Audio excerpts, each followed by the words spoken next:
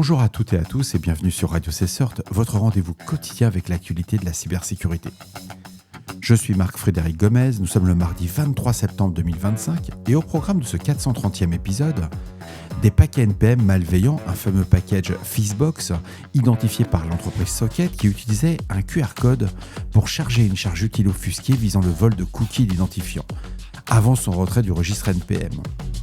Incident MySonicWall. La CISA confirme qu'un acteur a exploité du brute force sur le portail mysonicwall.com. À lire. GitHub renforce NPM suite à la découverte du ver Shahid-Hulud. GitHub impose désormais le 2FA obligatoire avec Web AUTHN, des jetons granulaires limités à 7 jours, et étend le Trusted Publishing pour sécuriser la chaîne de distribution NPM. Apple Memory, Integrity Enforcement, Apple dévoile MIE, une protection mémoire toujours active intégrée aux iPhone 17 et iPhone R, reposant sur l'Eonsen Memory Tagging Extension, le fameux EMTE, et les allocateurs sécurisés afin de contrer les attaques par corruption de mémoire. Et je terminerai cet épisode pour répondre à un auditeur sur la possibilité de travailler en cybersécurité à la sortie de l'école ou quand on fait une reconversion. Bien entendu, vous retrouverez l'ensemble des sources utilisées dans la description de l'épisode ainsi que sur le site de radiocessort.org.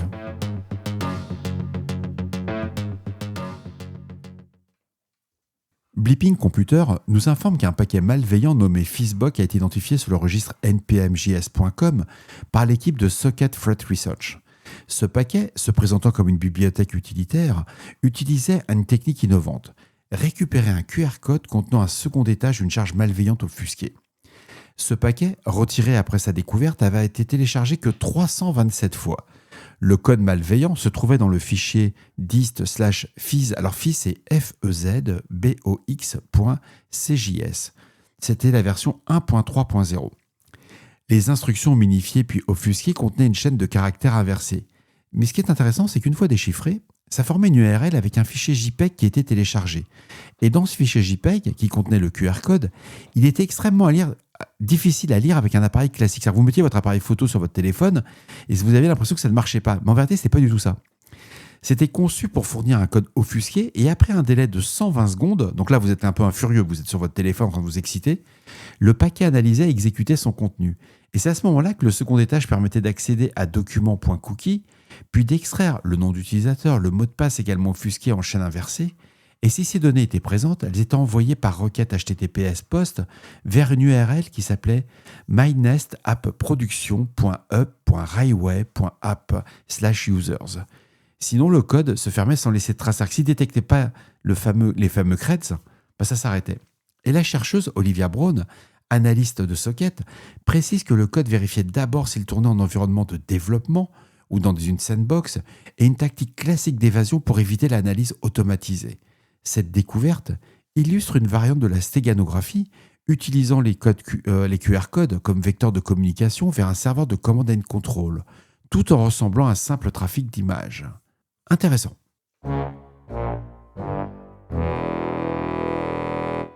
La CISA a relayé un avis et recommande à tous les clients de SonicWall de suivre strictement ses instructions. On en avait déjà parlé la semaine dernière sur Radio CSERT. SonicWall a bien confirmé un incident touchant les sauvegardes cloud associées au portail mysonicwall.com et l'enquête a révélé qu'un acteur malveillant a mené une série d'attaques par brute force contre le portail afin d'accéder à un sous-ensemble de fichiers de préférence client stockés dans ses sauvegardes. Les fichiers contenaient des identifiants chiffrés mais aussi d'autres informations pour en faciliter l'accès au pare-feu SonicWall déployé chez les clients. Je vous recommande de lire l'avis de sécurité de la CISA. Il recommande à chaque client de se connecter à son compte pour vérifier si son appareil est concerné. Les systèmes identifiés comme à risque peuvent appliquer sans délai les mesures de confinement et de rémédiation détaillées par SonicWall. À lire, vraiment hyper intéressant. Et c'est un update de la CISA. GitHub a annoncé un renforcement de la sécurité du registre NPM après plusieurs attaques de chaînes d'approvisionnement visant des mainteneurs. L'incident majeur concerne le ver Shahid-Hulud inséré dans les scripts post-installation de paquets populaires. Ce code se répliquait automatiquement et exfiltrait des secrets au-delà des simples jetons NPM. Plus de 500 paquets ont été infectés, ils ont été supprimés et des défenses automatisées ont bloqué des nouvelles tentatives d'envoi. Pour réduire le risque de compromission, GitHub impose désormais une notification à 2 facteurs obligatoires pour les publications locales, en privilégiant Web AUTHN, basé sur Fido, en lieu des mots de passe à unique usage comme le TOTP. Les anciens jetons d'accès seront remplacés par des jetons granulaires limités à 7 jours et à des permissions restreintes. Les envois par jetons seront interdits par défaut et l'option de contournement du 2FA par la publication locale sera supprimée. GitHub élargit aussi l'usage du modèle de Stressing Publishing, déjà adopté par PyPy, RubyGems, Creds.io ou Nugget. Ces mécanismes suppriment les jetons persistants des chaînes CI/CD en utilisant des identifiants OpenID Connect de courte durée liés aux fournisseurs CI approuvés.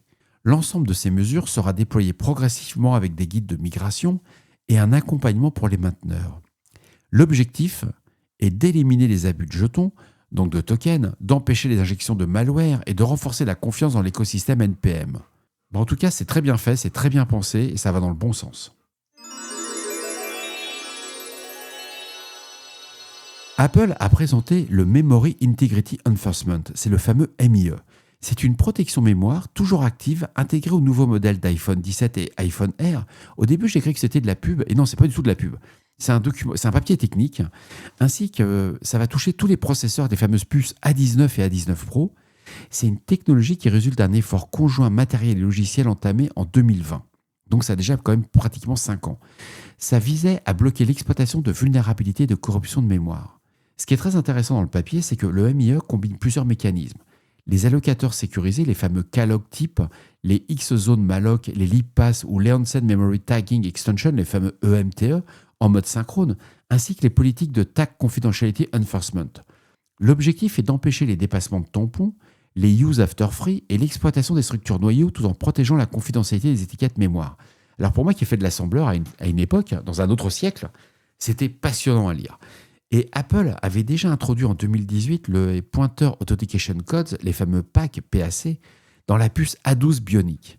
L'EMTE succède à cette protection en renforçant le contrôle des accès mémoire et contrairement à la spécification initiale de l'ARM MTE, Apple a exigé un fonctionnement strictement synchrone et pas asynchrone.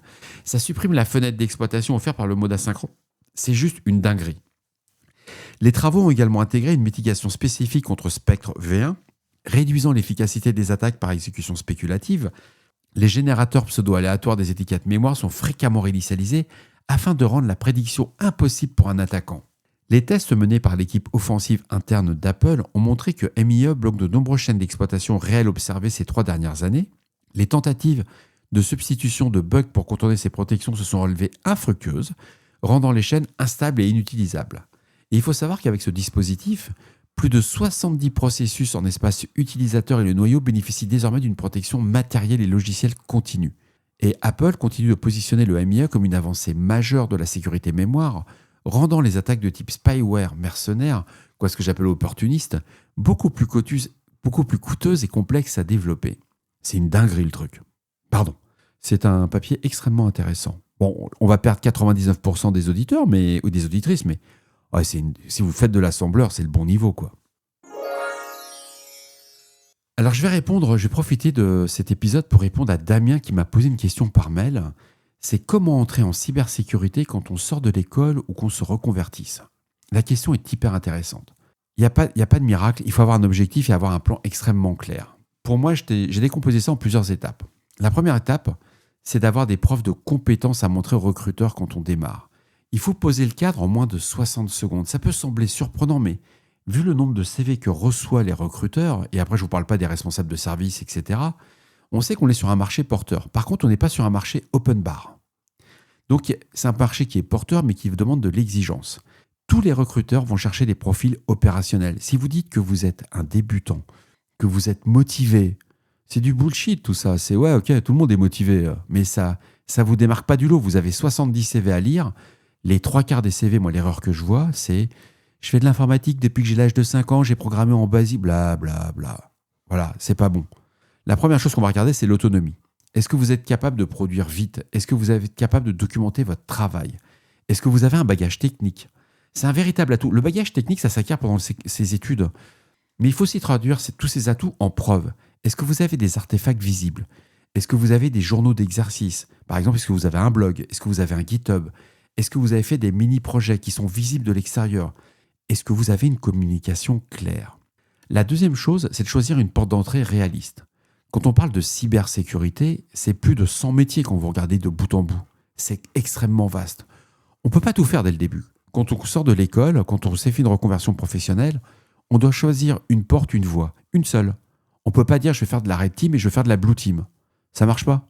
Donc, d'abord, vous rentrez par une porte et après, vous élargissez par rapport à vos inspirations. Ce que je constate, à mon humble niveau, il y a 3 portes. La première, c'est la blue team, le SOC et la CTI. Donc, en étant junior, c'est de la surveillance, c'est du triage, c'est de la rédaction d'alerte, c'est ce qu'on appelle trouver les premiers IOC, faire du niveau 1. Le deuxième point, la deuxième porte, c'est la gouvernance, le risque et la conformité.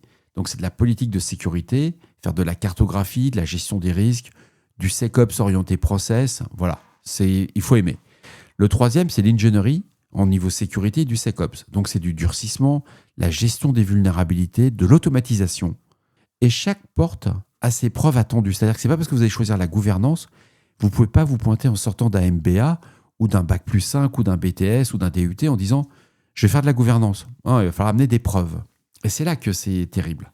Parce que les preuves qui comptent vraiment sur les CV et qui vont être lues à une vitesse extraordinaire, quand vous avez 70 CV, je peux vous assurer que vous ne passez pas plus de 3 minutes, et c'est très long, 3 minutes. J'irais plus proche de 2 minutes, voire de la minute sur les CV. Donc, qu'est-ce que les recruteurs veulent voir ? Eh bien, il y a un kit de preuves. En un mot, et on va falloir faire un peu son petit marché. La première chose, c'est les artefacts visibles. Quand on en parle, il faut avoir un repos guide public. C'est clair, c'est structuré, on sait tout de suite si le gars il est hypercute. Les 3 à 5 petits projets, même s'ils sont courts, mais il faut qu'ils soient soignés. Et enfin, un README par projet avec un contexte, sa démarche, le résultat, les limites qu'on a trouvées. Ça peut vous sembler surprenant, mais c'est ce que vous faites déjà tous les jours à l'école. Ou quand vous êtes en reconversion, on va vous demander de faire des TP. Quand vous faites ces TP, si vous le structurez dès le démarrage, pendant votre année ou vos plusieurs années de cours, vous avez de la matière. La deuxième, ce que j'appelle, ça c'est la première couche. La deuxième couche, c'est le journal d'apprentissage.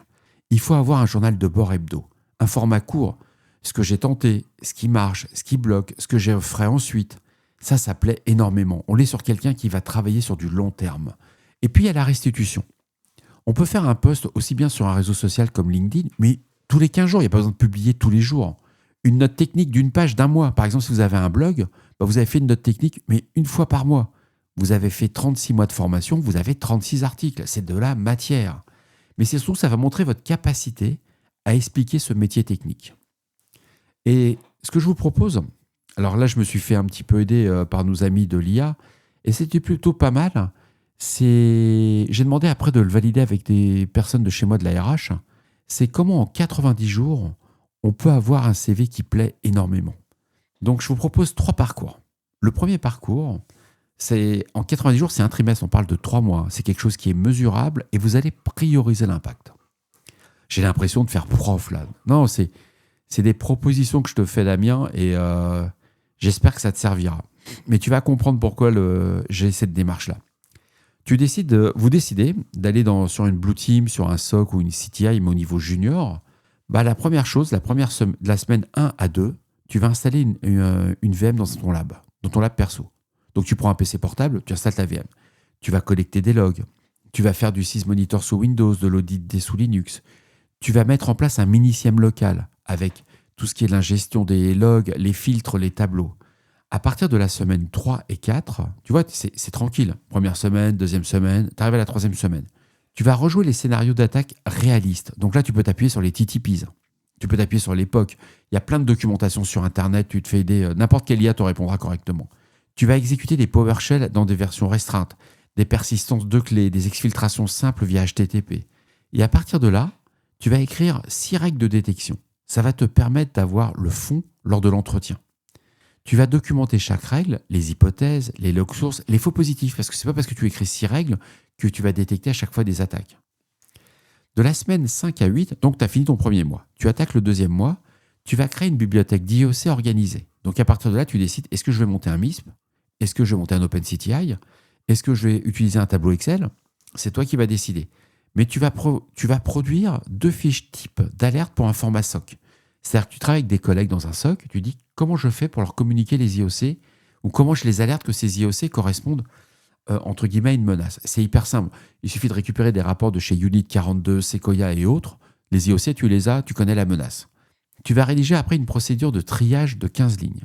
Ça, la procédure de triage, déjà, ça va rentrer un peu dans le dur. si tu utilises un Splunk, si tu vas utiliser un Kibana, etc., tu vas faire le truc. Tu vas automatiser un petit parseur simple en Python dans un format de log.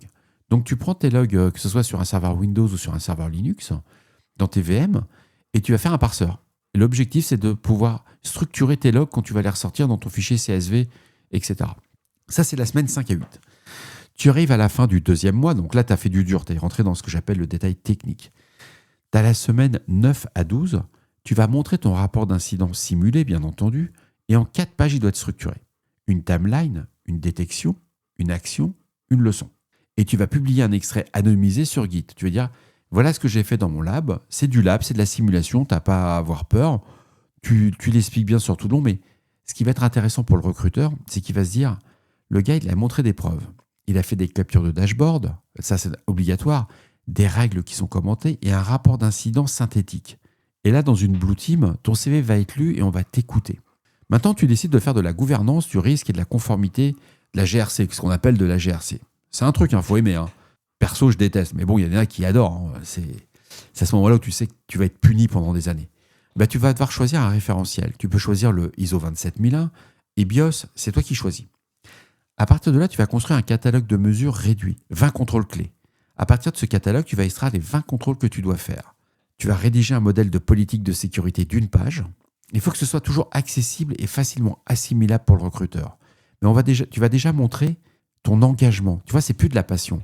Quand tu parlais de passion au début, etc., tout ça, vous voyez ce que je vous disais, c'est du bullshit, tout ça. Non, ce qui compte, c'est de montrer de façon factuelle. Voilà, en une page, j'ai mis 20 contrôles de sécurité, sachant que tu as 24 lignes sur une page, et tu dois expliquer comment tu fais tes 20 contrôles. Ça, c'est la première semaine et la deuxième semaine de ton plan B. Après, tu passes en semaine 3 et 4. Tu vas réaliser une cartographie des actifs pour une petite appli web fictive. Tu vas décrire les flux et des données. Tu vas remonter les 10 risques potentiels que tu as identifiés. Tu fais un site web, tu fais un WordPress, tu dis voilà, j'ai monté un blog. Dans ce blog, j'ai une base de données qui est MariaDB ou un MySQL ou un SQL, etc. Tu décris les flux. Est-ce que tout est en local? Est-ce que je passe par un autre serveur? Est-ce que c'est accessible par Internet? Est-ce que c'est de l'intranet, etc. Et tu vas donner un plan de traitement à 3 niveaux. De la semaine 5 à 8, tu vas écrire une procédure de gestion des vulnérabilités. Comment tu fais pour maintenir toute cette plateforme à jour? Comment tu fais pour faire aussi la veille sur les vulnérabilités? Donc tu définis du SLA au niveau patching. Combien de temps tu as droit à arrêter ton application? À quel moment tu as des fenêtres? Tu définis les critères d'exception. À quel moment tu dois demander une dérogation? Définir un reporting mensuel. Et tu arrives à la semaine 9 à 12, tu vas conduire un mini-audit à blanc, une checklist, les écarts, le plan d'action à 90 jours pour remédier les écarts et une restitution claire en 5 minutes. Alors, qu'est-ce que tu dois montrer au recruteur lors de ton entretien? C'est des modèles de politique, une cartographie simple, un registre des risques et un compte-rendu des mini-audits que tu as fait. Ça plaît énormément.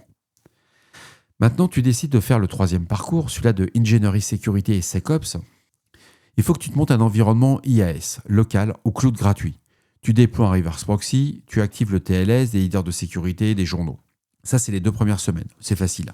Semaine 3 et 4, tu vas scanner ton appli démo que tu as installé, tu vas classer les findings, corriger les 3 plus risqués, mesurer le avant et le après, écrire un script de durcissement reproductible. Là, c'est génial si tu fais par exemple de l'Ansible pour déployer après sur ton petit appli, etc. Tu as plein de petites astuces qui font que tu vas réussir. Tu vas journaliser les changements, ajouter un lint de configuration, intégrer un pipeline, test basique de sécu, rapport HTML automatique, un badge pass-fall pour le niveau de tes pages HTML automatiques qui sont rapportées. Et sur toutes tes preuves, tu vas montrer tes scripts, le avant-après du scan et le pipeline minimal documenté. C'était les 3 points où tu devais travailler. Alors cet épisode va être un peu plus long, je suis désolé pour les autres, il n'y aura plus d'autres news, mais on va passer au premier filtre lorsque tu poses ta candidature. Il faut que tu cibles tes offres, soit tu es en junior, soit tu es sur une alternance pro, soit tu es sur une reconversion. C'est assez rare de voir des annonces sur la reconversion. Donc dans ton cas, à toi, c'est des offres plutôt junior.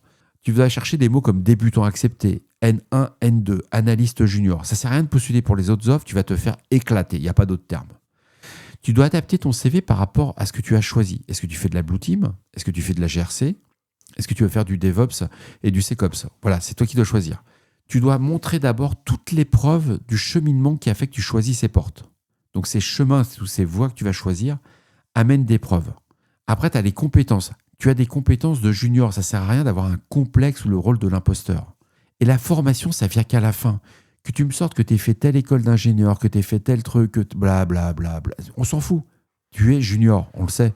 Donc, il n'y a pas besoin de mettre ta formation. L'erreur majeure que je vois, je suis en MBA, j'ai fait ma quatrième année, cinquième année, blablabla. Tout ça, c'est mort. Vous ne sortez pas du lot. Et ton message d'accroche, il doit tenir en 4 lignes. Ce que tu sais faire, un lien vers tes artefacts le plus fort, c'est ta démonstration. Si tu as un blog avec des articles hyper techniques ou au contraire des politiques de sécurité ou une analyse EBIOS qui met en avant tes compétences, donc qui déchire sa race, et ben c'est ce que tu veux apprendre tout de suite. Tu postules, tu dois adapter ton CV par rapport. Si c'est un SOC qui utilise du Splunk, bah voilà, tu mets en avant, je postule pour un SOC qui veut du Splunk. Si c'est quelque chose qui fait si c'est du GRC sur de l'EBIOS ou du 27001, tu mets ça en avant. Et puis surtout, ta disponibilité. Tu dis si tu es dispo tout de suite, dans 3 mois ou à la fin de ton cursus. Sur LinkedIn, tu vas demander qu'un seul point précis. Par exemple, auriez-vous 2 retours rapides sur ce mini rapport d'incident sur tes posts? Comme ça, tu vas avoir des références. Alors, si tu arrives à avoir l'entretien, c'est quand même le plus dur. Tu as l'entretien, et comment tu dois faire pour répondre comme un ou une opérationnelle? Bon, là, dans ton cas, Damien, t'es un garçon, donc c'est un opérationnel. Eh bien, on va tester ta logique. On ne te demande pas d'être une encyclopédie. Il faut être simple. Tu as un contexte, tu as une hypothèse. Ce qui est intéressant, c'est ta démarche, le résultat et les limites de ta démarche. Il faut que tu aies toujours 2 histoires de prête. Une réussite. Donc, tu as une réussite que tu as réussi à faire. Tu montes, par exemple, un SIEM. Ouais, ok, ça a marché, c'était génial, ça a fonctionné. Bon, ça, c'est le côté qui est hyper intéressant. Mais aussi, tu dois montrer, j'avais essayé de te faire un SIEM qui n'a pas fonctionné. Et tu dois durer 2 minutes par histoire maximum et expliquer pourquoi que ça n'a pas pu fonctionner et qu'est-ce que tu as appris. Et surtout, tu notes sur une page quelque part ton journal d'apprentissage. C'est hyper puissant comme message. C'est-à-dire que tu vas montrer au recruteur, voilà, j'ai noté, ça me sert. Et quand je travaille sur des projets, je reviens toujours sur mes échecs. En France, ils ont du mal là-dessus, mais tu montres qu'avec tes échecs, tu as appris et tu ne retombes pas dedans. Tu évites de faire 2 fois la même erreur. Ça évite de passer pour le poney de service. Ensuite, on va parler, alors là, je vais me faire des amis. Les certifications. C'est hyper utile, mais c'est pas magique. Les certifications, ça va t'aider sur une chose. Elles vont crédibiliser un jalon. C'est-à-dire que tes pairs vont vous dire, elles vont pas remplacer tes preuves. C'est pas parce que tu as un CISSP, c'est pas parce que tu as un CEH, c'est pas parce que tu as un OSCP, etc. que tu es bon. Alors moi, je vais être plus dur. Tu es juste un poney qui a répondu à des QCM. C'est tout. Ça s'arrête là. Tu es certifié. On va dire que tu as de la connaissance, mais tu n'es pas compétent. Tu dois choisir une certif qui va être alignée à la voie que tu as décidée. Tu en fais qu'une seule, tu n'as pas besoin d'aligner. Quand je vois qu'il y en a, ils alignent 8, 9, 10, 15 certifs, c'est du bullshit tout ça. Tu en prends une par an et tu montes petit à petit. Et après 6 mois, si même tu peux te dire, bon, je passe une première certif la première année, je vois que ça s'est bien passé, j'en passe une deuxième. Mais l'assertif, c'est que une interrogation. C'est un devoir sur table, c'est ce que tu fais à l'école. Tu dois garder un rythme. Tu dois surtout privilégier, c'est les labs. Tu dois avoir cette expérience au départ. Tu es junior, il ne faut jamais l'oublier. Tu dois mettre des cas concrets, des restitutions. Et le 8e point que je trouve aussi très important, c'est de la communauté. Il faut en avoir, il faut jouer sur la visibilité sans en surjouer. Tu ne fais pas le cyber-influenceur, tu n'expliques pas qu'il y a des fuites de données, des alertes de cybersécurité sur les Amazones du crime, blablabla. Tu évites tout ça. Tu rejoins un groupe local de cyber. Tu as des associations comme l'OCIR, tu as le Clusive, tu as le Cézanne. Il y a plein d'associations qui sont abordables, ils ont des budgets différents. Tu participes à des meet-up. Ça, c'est des choses qui marchent plutôt bien. Tu publies un post toutes les 2 semaines. Tu montes ta progression. Il ne faut pas avoir honte de ce qu'on fait. Moi, j'ai commencé comme tout le monde. Je n'arrivais pas au début à installer un système d'exploitation. J'ai appris. Et je l'ai montré, voilà ce qu'il faut faire, voilà ce qu'il faut, etc. Et puis, tu montes. Pas de copier-coller d'actualité. Ça ne sert à rien. Tu n'apportes aucune plus-value. Le but du jeu, c'est d'avoir ta patte. Et ta voix, elle compte vraiment, quoi.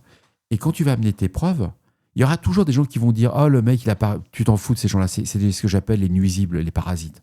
Ce qui compte, c'est de trouver des gens qui vont dire « Ah, moi aussi, j'ai fait ça. » Et tu as plein de gens positifs dans la cyber. Bon, tu as quelques frustrés, mais généralement, tu les reconnais assez facilement. Tu les évites. Dans ton cas, toi, tu me parlais de la reconversion de ton profil qui travaillait dans l'informatique embarquée. Toi, c'est du bonheur pour toi. Le plus dur, c'est d'avoir l'entretien. Mais quand tu viens des systèmes embarqués, c'est une véritable force. Tu comprends les contraintes, les problèmes de performance, le matériel. Et dans ton cas, à toi, ce que je te propose, c'est si tu as la possibilité de faire un mini-projet de sécurité d'un firmware. Ça va attirer l'œil, tu vas cartographier les zones mémoire d'un microcontrôleur, tu vas identifier les interfaces de debug, tester une politique de mise à jour sécurisée, tu rédiges ça en 2 pages de menaces et de mesures, tu montres que ton profil d'informatique embarqué, c'est une plus-value par rapport aux poneys qui font de la gestion, quoi. Bon, ça paye mieux du côté gestion, mais ça, c'est un autre débat. Et tu n'as pas besoin d'avoir un produit fini quand tu vas montrer, par exemple, ton mini-projet de sécurité de firmware. Ce que tu dois montrer, c'est la démarche, comment tu as fait, comment tu as travaillé. Les recruteurs vont lire ces méthodes, ainsi que les équipes techniques qui vont te recruter. Donc, c'est très long comme épisode, mais je te propose en 7 points. Tu choisis ta voie. Tu définis 3 mini-projets concrets. Tu ouvres un repo Git propre. Tu publies un journal hebdomadaire. Tu produis une fiche d'incident ou de risque par mois. Tu candidates chaque semaine avec une accroche personnalisée. Tu demandes 2 retours ciblés à la communauté qui te suit.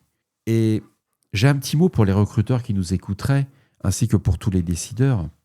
Un junior motivé avec des preuves visibles, c'est plus qu'une progression régulière. Ça peut produire vite. Il faut qu'il ait un cadre, il faut qu'il ait un binôme. C'est du gagnant-gagnant. Dans mon cas à moi, j'ai recruté une personne qui était junior dans le forensic. Alors vous allez me dire, recruter quelqu'un dans un CERT qui est junior dans un forensic, ouais, c'est un peu chaud. Non, la personne a passé la certification Sens juste en suivant les tutos YouTube. Une certification Sens, c'est 9000 balles. Elle a décidé, elle n'avait pas les moyens, elle a dit, ouais, je vais le faire. Je vais suivre les tutos, je vais acheter des bouquins et je vais bosser mon certif. Quand vous passez la certif Sens Forensic, quand vous n'avez pas suivi les cours, vous n'avez pas les manuels pour vous aider Parce que c'est pareil, ça c'est une certif qui me fait sourire. Vous passez l'examen, vous avez les bouquins sur les genoux. Le CSSP, c'est pas le cas. Hein. Là, vous avez le bouquin sur les genoux, on vous pose une question, vous regardez dans le bouquin, la réponse est dans le bouquin. Là, elle l'avait pas. Elle l'a fait uniquement avec ses notes. Je ne regrette pas un seul instant. C'est une des meilleures forensiceuses que j'ai dans mon équipe.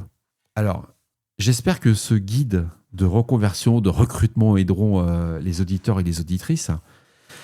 Sachez que c'est clair, c'est faisable, c'est mesurable. Si vous débutez ou si vous vous reconvertissez, commencez petit, montrez vos preuves, tenez le rythme. Le marché vous verra. Par contre, n'espérez pas gagner 100 000 euros dès le premier mois. Ça, c'est l'erreur que je vois de beaucoup de gens quand ils décident de faire de la cyber. Tout le monde pense qu'ils vont gagner 50, 60, 70, 80, 90 000 euros. En France, ça ne marche pas comme ça. Vous êtes dans un processus classique de RH. Vous avez un bac plus 5. Vous allez être mis dans cette fourchette de salaire. Ce n'est pas au début de votre carrière que vous allez vouloir de l'argent. Vous allez gagner de l'argent entre 10 et 15 ans d'expérience. Parce que vous allez devenir ce qu'on appelle un ultra spécialiste. Et ça se paye. C'était tout pour les conseils. Il faudrait que je fasse payer un truc pareil. Merci pour votre écoute. Si ce format vous aide, dites-le moi. Partagez-le si quelqu'un démarre. N'hésitez pas à lui partager ce podcast. Je répondrai à vos questions si vous en avez. N'hésitez pas à réagir. Appelez le répondeur de Radio C-Cert. En tout cas, pour cet épisode du mardi 23 septembre qui touche à sa fin, il a duré 29 minutes avant le montage. Ouais, c'est énorme. Bon courage pour ceux qui l'ont écouté jusqu'au bout. D'ici là, restez vigilants, surveillez vos systèmes et surtout, ne réfléchissez pas, on patch. On se retrouve demain pour un nouvel épisode. Je serai au Cybercampus demain. Prenez soin de vous, je vous embrasse très fort et surtout ne vous désespérez pas. Il y a beaucoup d'appelés dans la cybersécurité, très peu d'élus, c'est tout à fait normal. Les CV sont pas au bon niveau. Là, j'ai passé une offre de stage, par exemple. J'ai reçu pratiquement 90 CV. Il y en a 87, ils sont pas au bon niveau. Par contre, c'est des études de cyber, tout ça. Mais à chaque fois, c'est les mêmes erreurs que je vous ai expliquées dans le podcast. Donc, retravaillez-le. Soyez brillants. N'ayez pas peur du rôle de l'imposteur. Et n'hésitez pas, sur Radio C-Cert, on vous aidera toujours. Ah, c'était une bonne pub, ça. Faut que je fasse un truc payant. Non, c'est une blague. Passez une très belle soirée. Je vous embrasse.